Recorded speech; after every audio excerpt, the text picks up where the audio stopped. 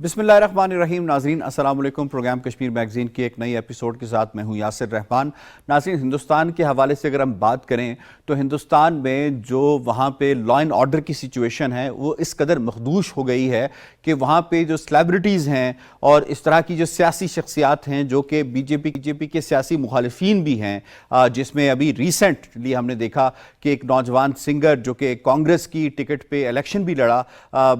جو ہے وہ سدھو والا مشہور ایک سنگر تھا, اسے گولیاں مار کر دن دہاڑے قتل کر دیا گیا. اور ان کے امن و امان کی صورتحال اس قدر خراب ہے پنجاب کے اندر بالخصوص کہ پنجاب ان سے اب سنبھل نہیں رہا. بے شک وہاں پہ عام آدمی پارٹی کی حکومت ہے, لیکن اگر ان کی سینٹر کی گورنمنٹ کے اندر بھی جو اسٹریٹجیز ہیں ان کو بھی شامل کر لیا جائے تو پنجاب جو انڈین پنجاب ہے وہ ان کے ہاتھوں سے نکل چکا ہے, ان سے وہ سنبھل نہیں پا رہا. آئے روز وہاں پہ گینگ وارز ہوتی ہیں, منشیات فروشی ہوتی ہے, منشیات پکڑی جاتی ہے, وہاں پہ دن دہاڑے لوگوں کو قتل کر دیا جاتا ہے, اور وہاں پہ رشین میڈ جو آٹومیٹک ویپنز ہیں جو ایک راؤنڈ میں 600-700 بلٹس فائر کرتے ہیں وہ وہاں پہ سر عام لوگ جو ہے وہ لہلا رہے ہوتے ہیں. یہ ہندوستان کی اندرونی صورتحال اس وقت وہاں پہ موجود ہے. اگر مقبوضہ کشمیر کی صورتحال کے حوالے سے بات کریں تو ہندوستان کی جو غربت ہے وہ دن بدن وہاں پہ غربت میں اضافہ ہو رہا ہے, وہاں پہ اپرچونٹیز کا فقدان ہو رہا ہے. لیکن ہندوستان ہے جو مقبوضہ کشمیر کے اندر اپنے ڈیفنس بجٹ کو دن بدن انکریز کر رہا ہے, وہاں فورسز کو دن بدن انکریز کر رہا ہے. اس وقت ایک تعداد کے مطابق, ایک اندازے کے مطابق 11 لاکھ جو ہے وہ انڈین آرمی موجود ہے, لیکن ابھی ایک ان کا ایونٹ آ رہا ہے وہاں پہ جس میں انہوں نے 15,000 مزید جو ٹروپس ہیں ان کو ڈپلائی کر دیا ہے اور وہ دلی سے پہنچنا شروع ہو گئے ہیں اس وقت جب میں آپ سے بات کر رہا ہوں. یہاں پہ سوال یہ بنتا ہے کہ ہندوستان کی معاشی حالت اتنی خراب ہے, امن و امان کی صورتحال اتنی خراب ہے, پھر کیا وجہ ہے کہ اتنی بڑی تعداد میں وہاں پہ 12 ملین لوگ ہیں تقریباً, ان کے اوپر جو ہے اتنی زیادہ بڑی تعداد میں فوج کشی کی گئی ہے, بہت بڑی تعداد میں فوج لگائی گئی ہے. اس کے ساتھ ساتھ اگر ہم یہ دیکھیں کہ صرف مئی کے مہینے میں جس طرح سے وہاں پہ قتل عام ہوا, میسیکر ہوا, جس کا ذکر جو ہے ڈاکٹر ڈیگری نے جو امریکہ میں مقیم ہیں انہوں نے اپنے خطاب میں بھی بات کی, اور انہوں نے اپنے خدشے کا بھی اظہار کیا کہ جو جینوسائیڈ ہے وہاں پہ شروع ہو چکا ہے, اور اس کی ایک نشانی یہ ہے کہ ایک مہینے کے اندر تقریباً 40 کشمیری نوجوانوں کو شہید کیا گیا. اس کے ساتھ کوآرڈینیٹ سرچ آپریشنز 100 کی تعداد میں کیے گئے, اور جو زخمی نوجوان ہیں وہ اس وقت بتایا جا رہا ہے کہ ان کی تعداد بھی کئی 100 کے قریب بتائی جا رہی ہے. اور اسی طریقے سے جو گمشدہ نوجوان ہیں جنہیں سرچ اینڈ کوآرڈینیٹ کے دوران جو ہے اٹھایا گیا, ان کی تعداد بھی صرف ایک مہینے کے اندر 100 سے زائد ہے. اب یہاں یقیناً سوال یہ پیدا ہوتا ہے کہ انٹرنیشنل کمیونٹی کی ایک ذمہ داری ہے جو اس نے ادا کرنی ہے. ہندوستان اس وقت مقبوضہ کشمیر میں بدترین ہیومن رائٹس کی وائلیشن کر رہا ہے, لیکن دوسری طرف اگر ہم دیکھیں تو کشمیریوں کو جتنا بھی کرب کیا جاتا ہے, جتنا کشمیریوں کو دبایا جاتا ہے, کشمیریوں کی جانب سے اتنا ہی کہا جاتا ہے کہ ہم کیا چاہتے, آزادی. آج کے اس پروگرام میں ہم بات کریں گے جناب کہ ہندوستان نے کون سا ایسا ہتھ کنڈا ہے جو اختیار نہیں کیا ہے کشمیریوں کو دبانے کے لیے, انہیں مفلوق الحال کرنے کے لیے, انہیں دیوار کے ساتھ لگانے کے لیے, لیکن کشمیریوں کا رسپانس اس کے اوپر کیا ہے. اس پہ بات کرنے کے لیے اسٹوڈیوز آج جوائن کیا ہے سینئر حریت رہنما ایڈوکیٹ پرویز احمد صاحب نے. ایڈوکیٹ صاحب بہت بہت شکریہ, آپ نے ہمیں وقت دیا ہے. جو صورتحال ہے اگر ڈیٹا کا آپ اندازہ لگائیں تو 2019 کے بعد سے دن بدن کشمیریوں کے لیے ان کی زندگی تنگ ہوتی جا رہی ہے. معاشی طور پہ اگر آپ دیکھیں تو 5 سے 6 بلین ڈالر کا نقصان کشمیریوں کو ہو چکا ہے. انسانی لحاظ سے دیکھیں تو آئے روز ایک مہینے کے اندر صرف 40 کشمیریوں کو شہید کیا گیا ہے. اسی طریقے سے نہ وہاں پہ موومنٹ کی آزادی ہے, نہ فریڈم آف سپیچ ہے, کچھ بھی نہیں ہے. ہندوستان اپنے تمام وسائل ایسے لگتا ہے کہ اس نے کشمیر میں جھونک دیے ہیں. جی بہت شکریہ یاسر صاحب, آپ نے ہمیں موقع دیا کہ آج ہم بات کریں کشمیر کی جو موجودہ صورتحال ہے. دیکھیں, جب ہم کشمیر کو دیکھیں گے تو ہمیں ساتھ ساتھ انڈیا کو بھی دیکھنا پڑے گا کہ نریندر مودی جب سے حکومت میں آئے ہیں تو ان کا جو اپروچ رہا ہے کہ ان کا اپروچ ہے کہ ہر ادارے کو وہ فتح کرنا چاہتے تھے, اور اپنا ایک اسپیسیفک ایجنڈا ان کا تھا ہندوتا کا, کیونکہ ہندوستان پہلے کلیم کرتا تھا کہ یہ ایک جمہوری سیکولر اسٹیٹ ہے اور اس میں تمام لوگوں کے اپنے حقوق ہے. لیکن چونکہ انہوں نے جب ایک نیا آرگومنٹ ہندوتا کا ادھر انڈیا میں انٹروڈیوس کر دیا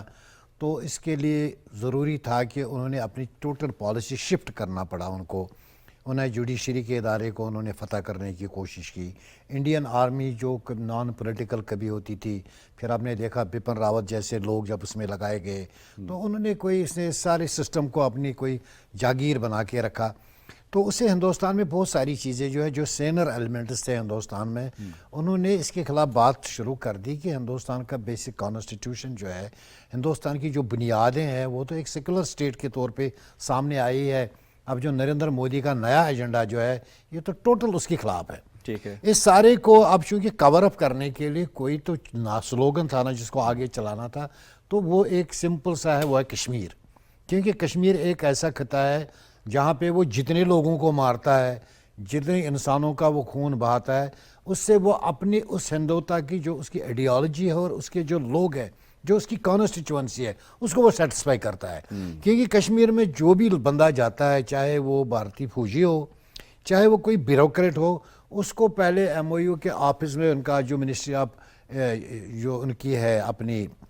ہوم منسٹری کی, اس میں سب سے پہلے ایک بریفنگ ان کو دی جاتی ہے. ان کو یہ کہا جاتا ہے کشمیر جو ہے ایک ٹیررسٹ اسٹیٹ ہے, وہاں پہ وہاں ہر کوئی دہشت گرد ہے اور ہر کوئی ہندوستان سے علیحدہ نکلنا چاہتا ہے. وہاں مسلمانوں کا ظلم ہے وہاں کے ہندوؤں پر. ایک مائنڈ سیٹ کے ساتھ ان کو وہاں پہ بھیجا جاتا ہے, اور پھر اسی مائنڈ سیٹ کے ساتھ جب وہ کشمیر آتے ہیں تو ان کے لیے بھی جیسے ہمارے لیے جہاد ہوتا ہے تو ان کے لیے بھی کوئی ایک مقدس جیسے کام ہوتا ہے ان کے لیے. تو پھر اسی سلسلے سے وہاں پہ وہ کلنگز کا سلسلہ شروع ہوتا ہے. جیسے آپ نے بات کی, دیکھیں سر 80 لاکھ لوگ آبادی پہ آپ نے 10 سے 11 لاکھ لوگ وہاں پہ بٹھائے ویلی میں جو ہے, ویلی میں ہے. مجھے بتائیں ہیں کہ ہر کشمیری پہ آپ نے ہر 10 8 9 کشمیریوں پہ آپ نے ایک فوجی بٹھایا ان کے گھروں کے باہر. اس کے بعد جب آپ ان پہ ظلم کرتے ہیں تو آپ اس کو باہر بھی نکلنے نہیں دیتے ہیں, اس سے بات بھی نہیں کرنے دیتے ہیں. اس کا نتیجہ یہ ہوتا ہے کہ ہم دیکھیں گے کہ وہ کون کون سے بیس اور راستے ہیں جن کو اپنایا گیا ہے. میں تعارف بھی کروا دوں اپنے ناظرین کے ساتھ. جی, اس وقت ہمیں جوائن کیا ہے راجن کیانی صاحب نے یو کے سے, اور آپ تحریک کشمیر یو کے صدر ہیں. جناب, آپ بڑا کام کرتے ہیں, ڈائسپورا کو بڑا موبلائز کرتے ہیں. بہت بہت شکریہ راجہ فہیم کیانی صاحب. جی رائے صاحب, ہم بات کر رہے ہیں اس وقت ہندوستان کے ان تمام ہتھ کنڈوں کی. ہندوستان نے جوڈیشری کو بھی جو ہے وہ کینگرو کورٹس میں تبدیل کر دیا ہے. جو فیصلے پہلے لیے جاتے ہیں بی جے پی اور آر ایس ایس کے پاس, اس کے بعد یہ فیصلے آتے ہیں ان کی جوڈیشری کے پاس, اور پھر جوڈیشری سے لیے جاتے ہیں. پھر ان کی جو پریس ہے وہ گودی میڈیا کو انہوں نے ساری دے دی, اور گودی میڈیا کے ساتھ اگر آپ دیکھیں تو اس وقت ان کا دا پرنٹ لے لیں یا کوئی بھی زی ان کا لے لیں, ریپبلک لے لیں, کوئی بھی چینل اس کا نام اٹھا لیں, اور وہ آپ کو ہر وقت یہی نظر آتا ہے کہ وہ کشمیریوں کو ہمیشہ سے پینٹ کرتا نظر آتا ہے. یعنی کوئی ایسا ہتھ کنڈا ہندوستان نے چھوڑا ہے جس سے کشمیریوں کو کرب نہ کیا جا سکے. Your take on it. جی بہت شکریہ یاسر رحمان صاحب. دیکھیں کہ کشمیریوں کو دبانے کے لیے, ان کی تحریک کو دبانے کے لیے مودی نے تمام حربے اختیار کیے, اور حال ہی کے اندر آپ دیکھیں کہ کس طریقے سے ہمارے جو حریت پسند جو رہنما ہے ان کو پابند سراسل کیا گیا تھا فیک چارجز کے اندر, اور یاسین ملک صاحب پر فیبریکیٹڈ چارجز کے ذریعے ان کو لائف امپریزمنٹ دی گئی. تو یہ جوڈیشری جو سسٹم ہے جو ہندوستان کا, جب یاسین ملک صاحب کے کیس کی طرف دیکھتے ہیں تو ہمیں کلیپس نظر آتا ہے. یہ آپ کی بات نہیں ہے. ماضی میں آپ دیکھیں کہ جب افضل گرو کو جب پھانسی دی گئی تو اس وقت بھی ان کے خلاف کوئی ایویڈنس نہیں تھا. تو جب پھانسی دیتے وقت یہ کہا گیا کہ ہم نے انڈیا کے کلیکٹیو کانشیس کو سیٹسفائی کرنے کے لیے یہ پھانسی ہم دے رہے ہیں. تو جہاں تک میڈیا کی بات ہے, میڈیا نے یاسین ملک صاحب کے کیس کے اندر بخودہ کشمیر کے اندر اتنا زیادہ کلیمپ ڈاؤن ہے, قدغنیں لگی ہوئی ہیں کہ وہ اس چیز کے حوالے سے رپورٹ بھی نہیں کر سکے, 1-2 لائنیں تک بھی نہیں لکھ سکے. کہ بالکل مودی نے ان تمام چیزوں کو کنٹرول کیا ہوا ہے. لیکن جو بات میں کرنا چاہتا ہوں کہ ابھی حال ہی کے اندر اے ایس دولت نے جو انٹرویو دیا ہے اس نے کہا ہے کہ مودی نے جو یہ سمجھا ہے کہ جو مسلس پالیسی میں استعمال کروں گا, جو زور کی بنیاد کے اوپر, جبر کی بنیاد کے اوپر کشمیری کو کنٹرول کروں گا, تو یہ اس کی بھول ہے کہ اس نے جو پولیٹیکل. اب کشمیری کیسے اس کے اوپر رسپونڈ کریں, کرن یہ پروگرام کے دوسرے حصے میں ہم اس پہ بات کریں گے. تھوڑی سی ہم ذرا جو ریسنٹ ہیپننگز ہو رہی ہیں، یاسین ملک صاحب کا جو کیس ہے اس کو یو کے کی پارلیمان کے اندر بھی لے جایا گیا اور وہاں پہ بڑی ایک دلچسپ صورتحال اس وقت اختیار کی گئی جب وہاں پہ ایک پارلیمنٹیرین نے یہ کہا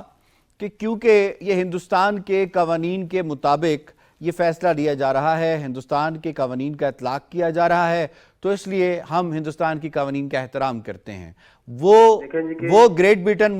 میں سوال پورا کر لیتا ہوں، وہ گریٹ بریٹن جو کہ اس کو خود انفنشڈ ایجنڈا کہتا ہے، جو یونائٹڈ نیشن سیکیورٹی کاؤنسل کا خود ممبر ہے، جو ریزولوشنز کو انڈورس کرنے والوں میں سے ہے، وہاں پہ اس کے ہاؤس آف کامنز کے اندر جب اس طرح کی بات کی جائے گی، کس قدر کشمیریوں کے لیے ڈسکریجنگ ہے یہ بات؟ دیکھیں گے ڈسکریجنگ بھی ہے، اور میں ہمیشہ کہتا ہوں کہ جتنے بھی ورلڈ پاورز ہیں، سیکورٹی کاؤنسل کے جو ممبر ہیں، یونائٹڈ نیشن کے اوپر جو مسئلہ کشمیر ایک پاری نشان ہے ان کی کریڈیبلٹی پر،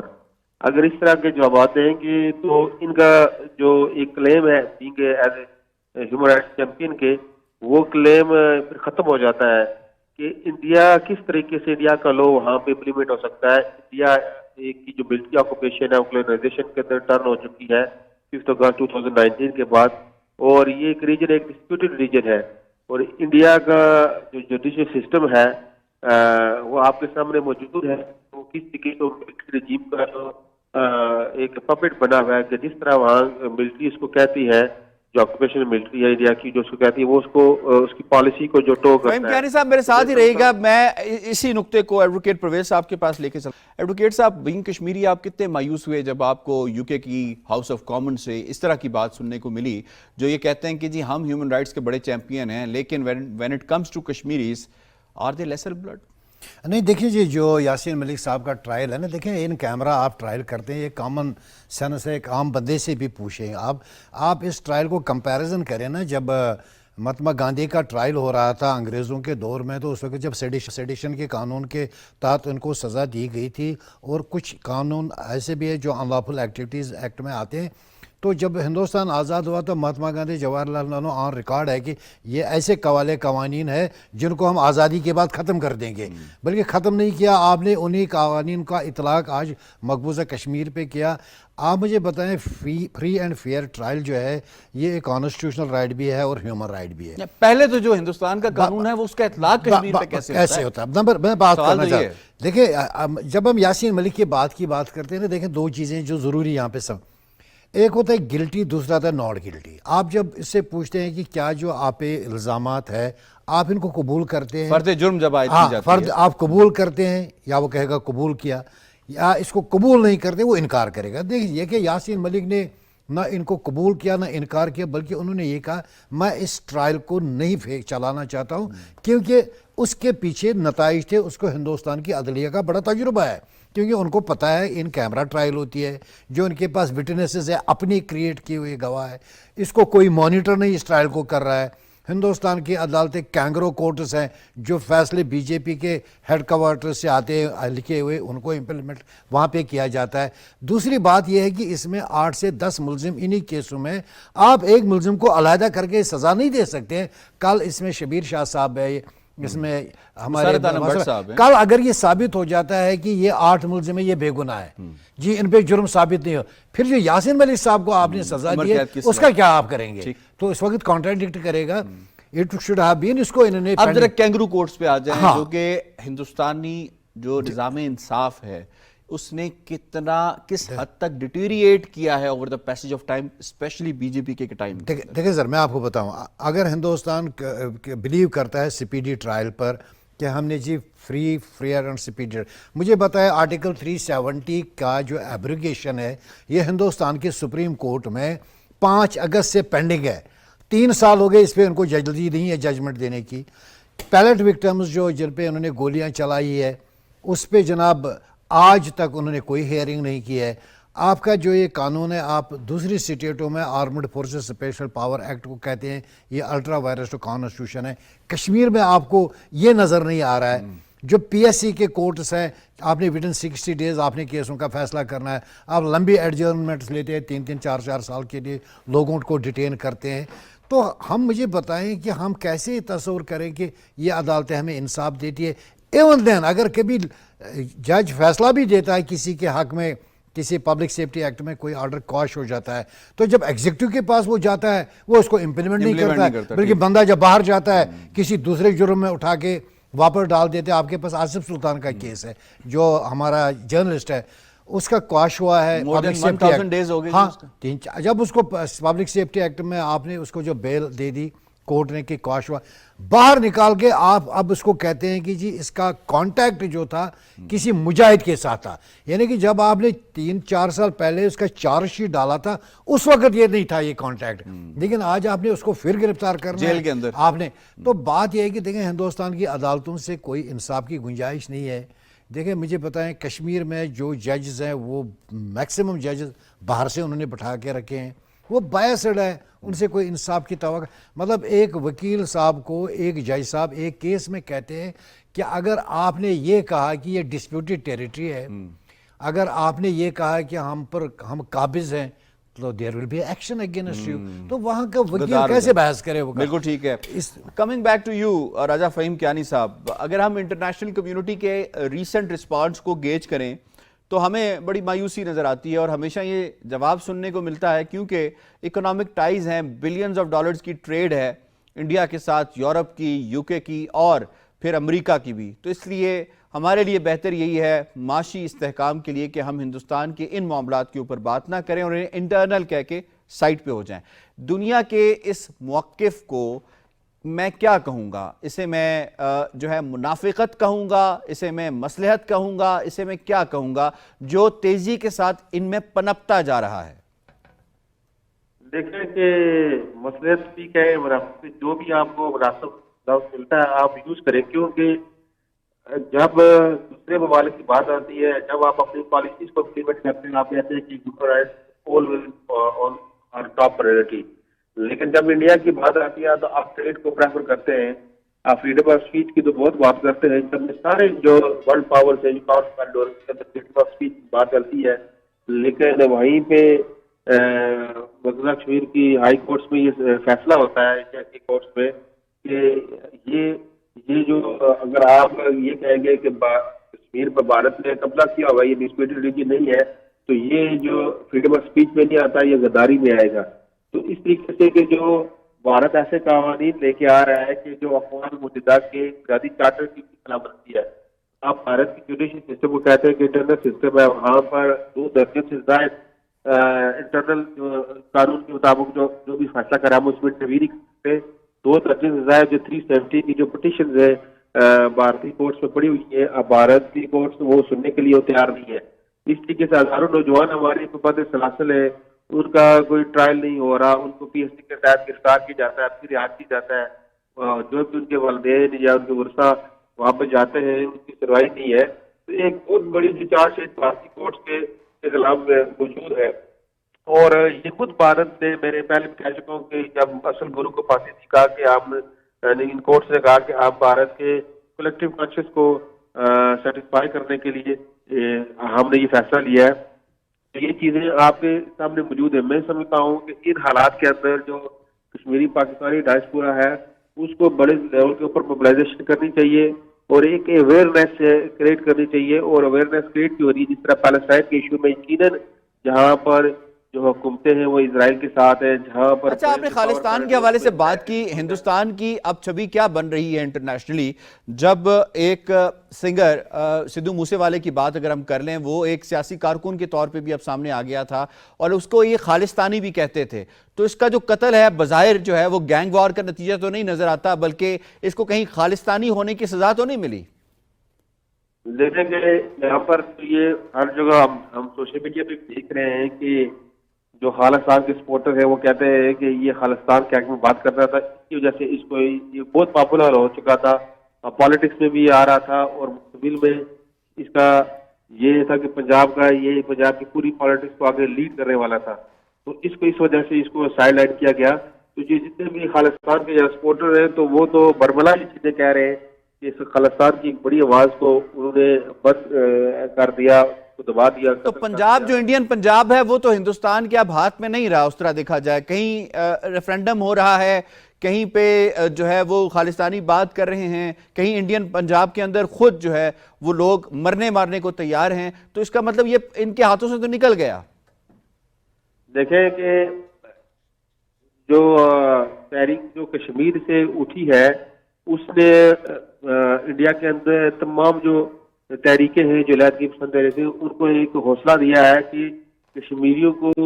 7 دہائیوں سے زیادہ ملٹری آکوپیشن کے ذریعے دبانے کی کوشش کی، لیکن کشمیری اس سے زیادہ بہت مضبوطی کے ساتھ اوپر ہے اور اپنے بنیادی مقصد۔ ٹھیک ہے، اب آپ نے یہ پوائنٹ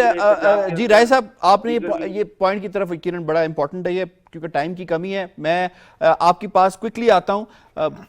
ایڈوکیٹ پرویز صاحب، ہم نے میڈیا کی بات کی، ہم نے انٹرنیشنل کمیونٹی کی بات کی، ہم نے عدلیہ کی بات کی، ان کی گورنمنٹ مشینری کی بات کی، ایڈیشنل ڈپلائمنٹ کی جو ٹرپس کی وہ امرناتھ یاترا کے نام کے اوپر جو بھی کی جا رہی ہے اس کے اوپر بات کی۔ کیا کشمیری ان تمام جو اقدامات ہندوستان کی فاشسٹ گورنمنٹ کر رہی ہے مقبوضہ کشمیر کے اندر، اس سے دب جائیں گے، دب گئے ہیں؟